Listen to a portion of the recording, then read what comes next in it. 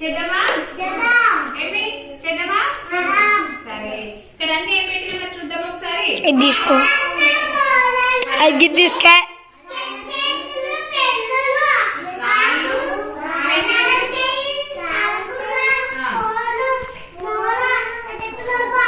ఇవన్నీ పెట్టినా కదా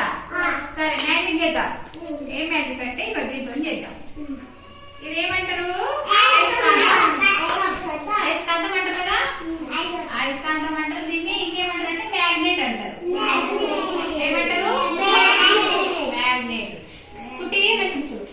సరే సరే అట్టుకుని చూద్దామా